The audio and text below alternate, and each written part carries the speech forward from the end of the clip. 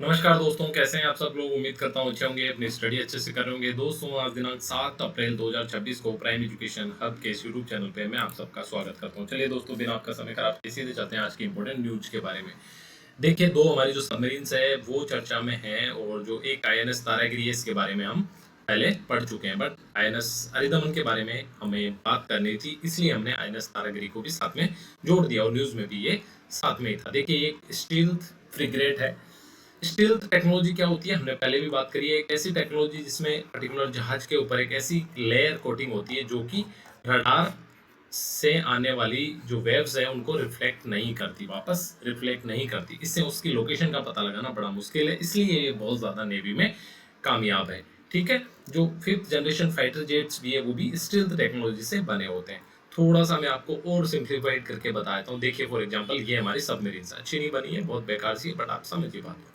ये सबमरीन है, यहाँ पे मान लो हमारे दुश्मन देश का रडार लगा हुआ है। ये रडार क्या करता है, हमेशा यहाँ से वेव छोड़ता रहता है, तरंगे छोड़ता रहता है। ठीक है, और इसी टेक्नोलॉजी पे रडार काम करता है। ये तरंगे आके मान लो, अगर स्टील्थ टेक्नोलॉजी ना हो हमारी आईएनएस तारागिरी की, तो ये तरंगे यहाँ पहुंचेगी और यहाँ से वापस रिवर्ट होके इसके पास पहुंचेगी, इस रडार के पास। ये रडार हो सकता है स्टैटिक जमीन पे लगा हो सकता है किसी और सबमरीन पे लगा हो सकता है उनके किसी जहाज पे लगा हो। तो यहाँ पे जब ये तरंगे वापस पहुंचेगी तो इनको पता चल जाएगा कि यस, किसी दुश्मन देश का कोई ना कोई इक्विपमेंट यहाँ पे है, और समुद्र में है तो सिंपल सी बात है कि वो कोई सबमरीन ही होगी। ठीक है, या वो कोई जहाज होगा। लेकिन स्टील्थ टेक्नोलॉजी की वजह से ये रडार्स की तरंगे इधर आती तो है, लेकिन ऑब्जर्व हो जाती है, वापस रिफ्लेक्ट नहीं करती, इसलिए ये चकमा देने में माहिर है। और इसकी ये जो रडार से बचने की क्षमता है, ये इसकी सबसे बड़ी विशेषता है और समुद्री सीमाओं की सुरक्षा करने में कामयाब है। दूसरी सबसे बड़ी बात, आईएनएस जो तारागिरी है ये पूरी तरह से हमारा मेक इन इंडिया का जो है प्रोजेक्ट है, और ये अपने आप के लिए हमारे लिए गौरव की बात भी है। राइट, आप पूरी बात समझ गए होंगे। आईएनएस अरिदमन के बारे में बात कर लेते हैं। देखिए, ये तीसरी परमाणु संचालित बैलिस्टिक मिसाइल है। सबसे पहले तो हमें दो चीजें समझनी पड़ेगी। परमाणु संचालित, इसको समझते हैं। देखिए, जो नॉर्मल डीजल सबमरीन जो होती है उनको कुछ समय बाद में पानी के ऊपर आना बहुत जरूरी हो जाता है। आपको पता है, हमारी जो पनडुब्बी जो है वो पानी में काफी गहरे ऑपरेट करती है। मान लो अगर पानी का तल ये है तो वो यहाँ पे किसी 200 300 400 फीट नीचे गहराई में ऑपरेट करती है, चलती है। अगर डीजल सबमरीन है तो उसको कुछ समय बाद में ऊपर आना आवश्यक होता है, यानी कि ज्यादा 1 2 3 घंटे से ज्यादा ये नीचे पानी में नहीं रह सकती। और आपको पता है, जब ऊपर आएगी तो दुश्मन देश इनको लोकेट कर सकता है। बट ये जो परमाणु संचालित जो पनडुब्बी होती है, इसको बहुत लंबे टाइम तक 24 36 घंटे तक भी ऊपर आने की आवश्यकता नहीं पड़ती, इसलिए ये ज्यादा कामयाब है। तो पहली चीज जो आईएनएस अरिदमन है वो परमाणु संचालित है। आगे पर बैलिस्टिक मिसाइल क्षमता से लेस पनडुब्बी है, इस बात को समझिए। देखिए, बैलिस्टिक मिसाइल क्षमता से लेस का मतलब है कि इस पनडुब्बी से बैलिस्टिक मिसाइल को लॉन्च किया जा सकता है। यानी कि बैलिस्टिक मिसाइल का मतलब हो गया कि परमाणु जो हमारा हथियार है वो भी इससे लॉन्च किया जा सकता है। तो हमारी जो क्षमता ये पहले से ही थी कि हम जमीन, हवा या पानी, तीनों जगह से परमाणु जो हमला है वो दुश्मन देश पे कर सकते हैं। तो ये तो हमारी क्षमता पहले से थी, लेकिन अभी ये तीसरी जो है पनडुब्बी है जिसमें ये क्षमता हासिल की है। यानी कि नेवी के पास दो पहले से ऐसी क्षमताएं हैं, ये तीसरी क्षमता है। और हमारा जो न्यूक्लियर टाइड है, यानी कि न्यूक्लियर टाइड का मतलब ये हो गया हमारी परमाणु त्रिशक्ति, यानी तीनों जगह से परमाणु वेपन लॉन्च करने की क्षमता इसको और ज्यादा मजबूत करती है। यानी अब भारत के पास 3 सक्रिय परमाणु बैलिस्टिक मिसाइल पनडुब्बियां हो गई है। उम्मीद करता हूं आपको दोनों बातें समझ आई होगी। इंपॉर्टेंट है, याद करके रखिए, एग्जाम में पूछा जा सकता है। राइट, चलिए आगे। आगे देखिए, अभी हाल ही में जो पीएसआई का जो एग्जाम हुआ है उसमें इस तरह की नियुक्तियां पूछी गई है। डेनमार्क के पीएम के बारे में पूछा गया था, जो कि हमने पढ़ाया था। ठीक है, अब यहाँ आगे देखिए, म्यांमार और मंगोलिया में नया नेतृत्व हुआ है, यानी कि यहाँ के जो देश प्रमुख है वो चेंज हुए हैं। सबसे पहले म्यांमार के, आपको पता है म्यांमार में काफी लंबे समय से सैनिक शासन, और म्यांमार हमारे साथ अपनी सीमा है वो साझा करता है, इसलिए हमारे लिए बहुत इंपॉर्टेंट है। राइट, नाम याद रखेंगे। यहाँ के जो सेना प्रमुख थे मिन आंग हाइंग, मिन आंग हाइंग, इनको म्यांमार का नया राष्ट्रपति चुन लिया गया। और सबसे बड़ी बात है कि एक तरफा इनको वोट्स और सीट्स मिली है। ये सीट्स हमारे लिए इंपॉर्टेंट नहीं है, हमारे लिए इनका नाम इंपॉर्टेंट है, और इतना ही हमें याद रखना है।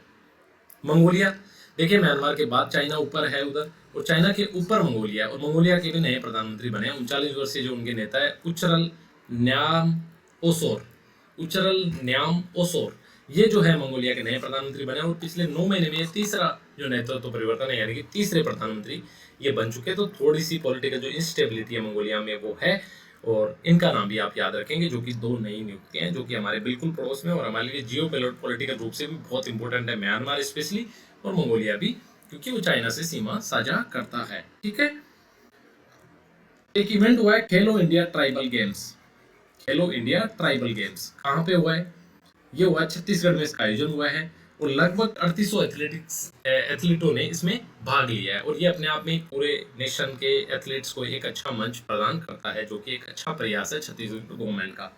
इसमें कर्नाटक शीर्ष पे रहा है। पदक याद रखने की जरूरत नहीं है, सीक्वेंस याद रख लिए। उड़ीसा दूसरे पे, झारखंड तीसरे पे। ठीक है, और कुल थे 3800। देखिए आपको पता क्यों इंपॉर्टेंट है, हमारे राजस्थान में भी एसटी की अच्छी खासी पॉपुलेशन है। ठीक है, और ये जो है ये भी एसटी पॉपुलेशन वाले जिले हैं। एसटी पॉपुलेशन यानी ट्राइब्स, और ट्राइबल गेम्स ही ये थे। तो कर्नाटक ने 23 गोल्ड जीते, सेकंड उड़ीसा ने, और थर्ड पे अपना झारखंड। ठीक है, कहाँ पे हुए? छत्तीसगढ़ में इनका आयोजन हुआ। ये जगह आप इंपॉर्टेंट है, याद रखेंगे, एग्जाम में इस तरह के सवाल पूछे जा रहे हैं। आगे एक न्यूज में था E20 पेट्रोल। आपसे सीधा पूछा जा सकता है कि E20 पेट्रोल क्या है। देखिए E20 पेट्रोल ये है कि पेट्रोल में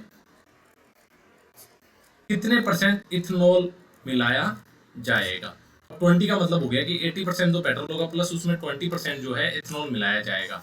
इससे क्या होगा? देखिए, एक तो हम, आपको पता है पेट्रोल का ज्यादातर हिस्सा जो है इंपोर्ट करते हैं, यानी कि आयात करते हैं, तो उसमें कमी आएगी। और अभी पता है आपको, मिडिल ईस्ट में जो वार हो रहा है उसकी वजह से ऑलरेडी जो सप्लाई है वो बाधित हो रही है। तो ये एक सही समय पे सही कदम है। दूसरा फायदा क्या होगा? इथेनॉल जो है वो गन्ने से बनता है, तो गन्ने के जो किसान है उनकी आय में वृद्धि होगी। साथ में इसका जो उत्सर्जन है वो भी कम होता है, यानी पर्यावरण को भी कम प्रदूषित करेगा। आयात पर निर्भरता में कमी आएगी और भारत की ऊर्जा सुरक्षा को भी मजबूती होगी। ये 4 प्रमुख इससे फायदे होंगे। E20 का मतलब है 20% इथेनॉल, 80% पेट्रोल, और 1 अप्रैल से पूरे देश में अनिवार्य रूप से ये लागू हो चुका है। ठीक है, याद रखेंगे, इंपॉर्टेंट है।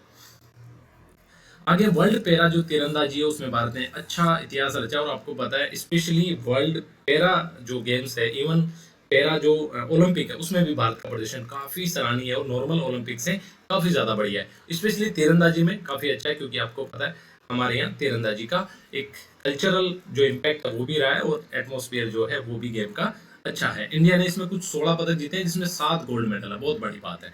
पायल नाग का नाम काफी ज्यादा चर्चित है, इन्होंने गोल्ड मेडल जीता है। और किसको? भारत की ही प्रसिद्ध खिलाड़ी जो शीतल देवी, जिनके बारे में हमने पिछले 2-3 दिन में न्यूज पढ़ी है, उनको हराकर ये उपलब्धि हासिल करी है। ठीक है, भारत ने 7 स्वर्ण जीते हैं, 5 रजत जीते हैं और 4 कांस्य। ये भी आप याद रखेंगे। इस तरह से कुल 16 पदक जीते हैं, और ये पैरा एथलेटिक्स में भारत की बढ़ती हुई क्षमता को दिखाता है। अपने आप में बहुत बड़ी बात है। क्या क्या याद रखना है? देखिए, पैरा तीरंदाजी है, उसमें 16 कुल मेडल जीते हैं, 7 गोल्ड है, 5 सिल्वर है और 4 इसमें ब्रॉन्ज है। ये बात याद रखेंगे। पायल नाग ने स्वर्ण पदक जीता, ये उड़ीसा की रहने वाली है, और इन्होंने शीतल देवी को हराकर ये उपलब्धि हासिल करी है, याद रखेंगे।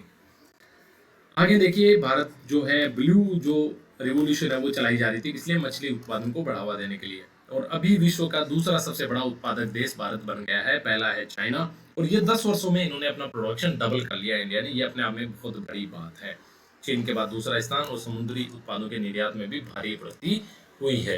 काफी बड़ी न्यूज है, पूछा जा सकता है, क्योंकि हमारे जो कोस्टल एरिया के हमारे जो फार्मर्स है उनकी आजीविका से जुड़ा हुआ मामला है ये। ठीक है, चलिए आगे।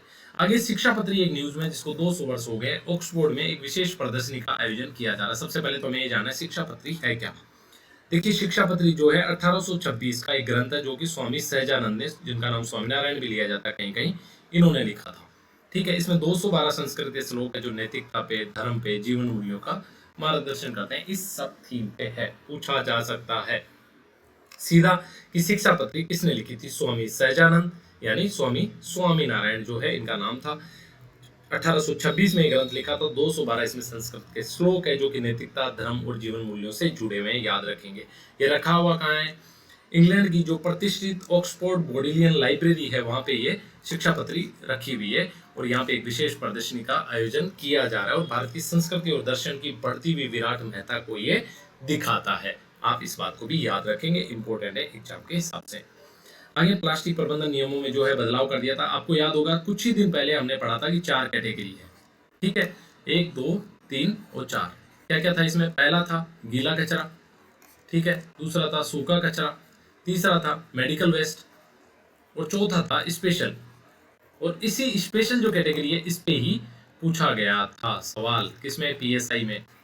उम्मीद करता हूँ आप पेपर देखेंगे, आप एकदम से उसको क्लिक कर देंगे। ठीक है, प्लास्टिक प्रबंधन जो नियम है इन्होंने बदलाव किया है 1 अप्रैल 2026 से। ठीक है, और कमाल की बात देखिए, जो नियम 1 अप्रैल 2026 से लागू हो रहे हैं, 5 और 6 अप्रैल के जो पेपर हैं उनमें ये सवाल पूछा गया है। यानी करंट आप ना तो पहले पढ़ सकते हैं ना बाद में, आपको लगातार पढ़ने की हैबिट बनानी होगी। हो सकता है किसी दिन ऐसा भी देखने को मिले कि 3 दिन पहले कोई न्यूज में था और वही एग्जाम में पूछ लिया गया। अब वो सीन नहीं है कि 1 महीने पहले पेपर बन गए होंगे, 2 महीने पहले सील हो गए होंगे, एंड सो फोर्थ, नथिंग।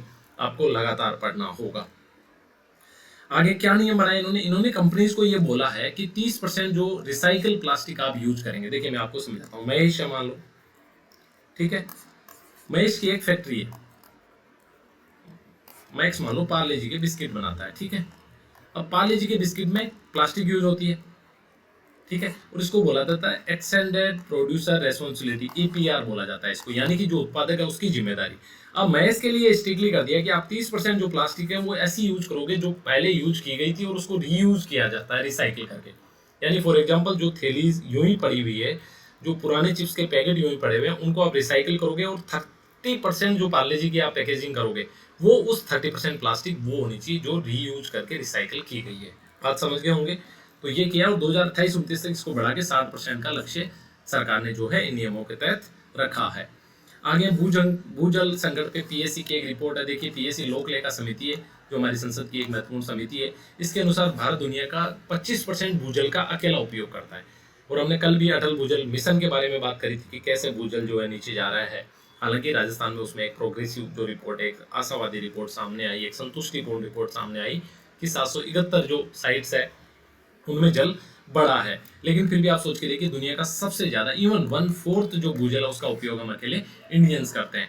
तो राज्यों को ये इंस्ट्रक्शन दिया है पीएससी कमेटी ने कि आप इस पे, इसके नियंत्रण पे कुछ काम कीजिए, क्योंकि ये जल है, लिमिटेड है, खत्म हो जाएगा। उसके बाद हमारी इस मानव सभ्यता का क्या होगा, हम हमारी आने वाली पीढ़ियों को क्या देके जा रहे हैं, ये सारी बातें इम्पोर्टेंट है। ठीक है, आगे दिल्ली सरकार की एक बेहतरीन योजना है अनमोल योजना। काफी प्रोग्रेसिव है योजना, नाम के हिसाब से भी टेक्नोलॉजी ओरिएंटेड है और काफी इंपॉर्टेंट है। देखो इसमें क्या होता है, इसमें ये होता है कि एक ड्रॉप जो है ब्लड की नवजात के जो है ब्लड से ली जाएगी और उससे एक टेस्ट किया जाएगा जिससे 56 बीमारियों के बारे में पता चलेगा। ठीक है, इनमें जन्मजात बीमारियां भी होगी। पर्पज क्या, देखिए अगर टाइमली डायग्नोस हो जाता है तो फिर उनका क्योर करना भी आसान हो जाता है। और आपको पता है चाइल्ड मोर्टेलिटी जो रेट है सीएमआर हमारे हाई है अभी भी इंडिया में कंपैरेटिवली। अगर हम साउथ एशिया के देशों से भी कंपेयर करें, बांग्लादेश, श्रीलंका, उनसे भी हमारी हाई है। तो हमें इस पे काम करना चाहिए। तो दिल्ली सरकार की एक अच्छी पहल है, अनमोल योजना इसका नाम रखा गया है। शिशु के स्वास्थ्य क्षेत्र में क्रांतिकारी कदम है। एक ब्लड की एक बूंद ली जाएगी, 56 बीमारियों की जांच की जाएगी और जन्मजात रोगों का समय पर पता लगाने में ये सहायक होगी। उद्देश्य क्या है, देखिए सीएमआर शिशु मृत्यु दर को कम करना और नवजात को बीमारियों से बचाना। और समय पे निदान से जब उपचार हो जाता है तो मतलब निदान अगर डायग्नोज समय से हो जाता है, निदान समय पे हो जाता है, उपचार की जो संभावना है वो काफी बढ़ जाती है। तो ये बात भी आपको समझ आई होगी। आगे हमारे इसरो की एक पहल है मित्रा। ठीक है, क्या है ये मिशन, देखिए इस मिशन में मैं आपको बताता हूँ क्या हो रहा है। आपको पता है अंतरिक्ष इंडिया का एक एस्पिरेशनल सेक्टर रहा है और इसरो काफी अच्छा काम कर रहा है। तो हमेशा ये तो संभव नहीं है कि सारी चीजें जाके अंतरिक्ष पे की जाए। ठीक है, इंडिया के पास एक जोग्राफिकल एडवांटेज है, लेह और लद्दाख। ये ऐसा एरिया है जहाँ की 80% से ज्यादा जो परिस्थिति है वो एटमॉस्फेयर जो है, ठीक है, वो हमारे अंतरिक्ष जैसा ही है। तो वहां पे इस तरह की एक बड़ी लैब एस्टेब्लिश करिए जहां पे रियल टाइम प्रैक्टिस की जा सके कि अंतरिक्ष में गतिविधियां किस तरह कैरी आउट की जाएगी, अंतरिक्ष कैसे रेस्पॉन्स करता है और उसमें हमारा मानवीय रेस्पॉन्स क्या होना चाहिए, हमारा टेक्नोलॉजिकल असिस्टेंट क्या होना चाहिए। यही है पूरा मित्रा जो मिशन है। क्या नाम है इसका, mapping of interoperable trades and response assessment. ठीक है, इसरो का मिशन है। यह अध्ययन करता है कि अंतरिक्ष यात्री कठिन परिस्थितियों में कैसे काम करते हैं और लेह के 3500 मीटर की ऊंचाई पर इसको संचालित किया जा रहा है जहां अंतरिक्ष जैसी परिस्थितियां निर्मित की गई है। तो ये बात भी आपको समझ आ गई होगी और इससे हमारी जो एफिशिएंसी है अंतरिक्ष मिशन की वो बढ़ेगी। राइट, अभी रोबोट पे एक आर्टिकल हमने इंक्लूड किया है, ह्यूमनाइड रोबोट। देखिए ह्यूमनाइड का मतलब मानव जैसे रोबोट। तो क्या बात समझे? यानी कि मानव की तरह गतिविधि करने में सक्षम, गतिविधि करने में सक्षम कौन? रोबोट। ठीक है, चलिए एआई की हैरान कर देने वाली दुनिया है। आपको पता है एआई में हर दिन के साथ नए बदलाव हो रहे हैं। रोबोटिक्स की दुनिया लगातार आगे बढ़ रही है और चीन ने एक शानदार प्रदर्शन किया है। चीन में एक उत्सव था, उस उत्सव में मानव जो रोबोट है यानी ह्यूमनाइड जो रोबोट है, उन्होंने कुंग फू, जो चीन की एक प्राचीन एक पद्धति है, एक मार्शल आर्ट जैसी कोई चीज है कुंग फू, यानी कि आपने फिल्मों में भी वो कुंग फू वाली चीजें देखी होगी, और कुंग फू जैसी एक्शन करते हुए रोबोट को दिखाया गया और पूरी दुनिया को इससे चौंका दिया है। देखिए आसान काम तो रोबोट आराम से कर लेता है, लेकिन कुंग फू आपको पता है जैसे आप इस तरह देख रहे हैं, ठीक है, फिर ये सीधा होके फिर सामने कोई गतिविधि करे, लेफ्ट राइट कुछ गतिविधि करे, ठीक है, बॉक्सिंग जैसा कुछ प्रतीत हो, तो ये अपने आप में बहुत बड़ी बात है कि किस तरह कितना ट्रेंड इस रोबोट को किया होगा। देखिए सबसे पहले रोबोटिक्स को समझते हैं। रोबोटिक्स क्या है? इंजीनियरिंग, कंप्यूटर साइंस और प्रौद्योगिकी, यानी कि तकनीक, टेक्नोलॉजी, कंप्यूटर साइंस और इंजीनियरिंग तीनों की मिलकर ऐसी बुद्धिमान मशीनें डिजाइन की जाती है, तीनों चीजों को मिलाकर, जो मानवीय क्रियाओं की नकल कर सके, मानव जैसे बिहेव कर सके। एम्बोडिड एआई क्या है? ऐसी इस प्रकार का आर्थिक सेक्टर जो एंटी सैटेलाइट जो सेक्टर है, इसमें काफी अच्छा साबित हो सकता है। एंटी सैटेलाइट समझाता हूँ। देखिए एंटी सैटेलाइट क्या, आपको पता है आपका ये पूरा का पूरा मान लो अंतरिक्ष है, और इस अंतरिक्ष में बहुत सारे देशों के सैटेलाइट काम कर रहे हैं। अब मान लो फ्यूचर में कभी लड़ाई होती है, तो ऐसा बहुत दूर नहीं है, अगले 5 से 10 सालों में ऐसा हो सकता है कि अंतरिक्ष वारफेयर आपको देखने को मिले। तो मान लो ये चाइना का सैटेलाइट है, ये चाइना का सैटेलाइट है, ये चाइना का सैटेलाइट है, इसको हमें टारगेट करना है, तो इसको बोला जाता है एंटी सैटेलाइट जो आपकी क्षमता है वो।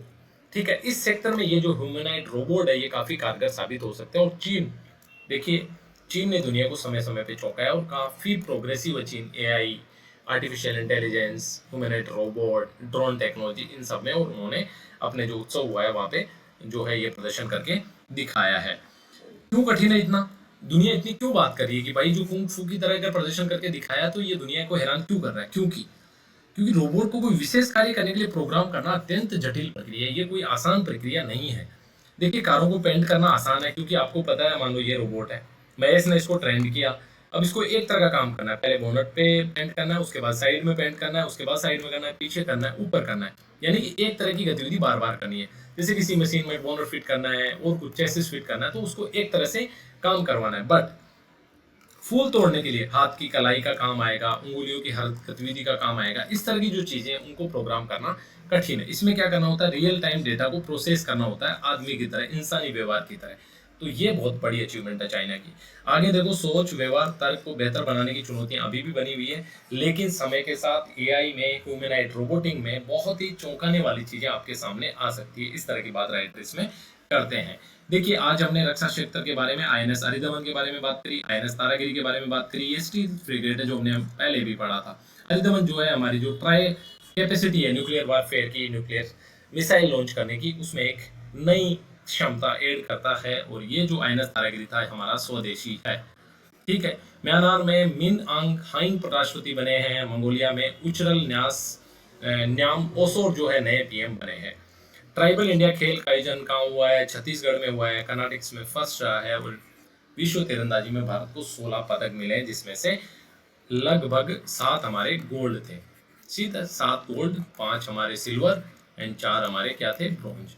7, 9 और 7, 16 एग्जैक्टली, ये तो हमारा प्रदर्शन रहा है। E20 जो है 20% एथेनॉल पेट्रोल में मिलाने का जो प्रपोजल है, सरकार ने 1 अप्रैल 2026 से लागू कर दिया है। इसरो का मित्रा मिशन, अनमोल योजना दिल्ली सरकार की, और ह्यूमनाइड रोबोट की एआई में जो उन्नति है उस पर जो आर्टिकल डिस्कस किया है, ये थी हमारी आज की डिस्कशन। उम्मीद करता हूँ आपके लिए डिस्कशन फायदेमंद रही होगी, आपको अच्छा लगा होगा। ठीक है, तो चलिए आज की डिस्कशन को यहीं समाप्त करते हैं, फिर मिलते हैं कल। जय हिंद।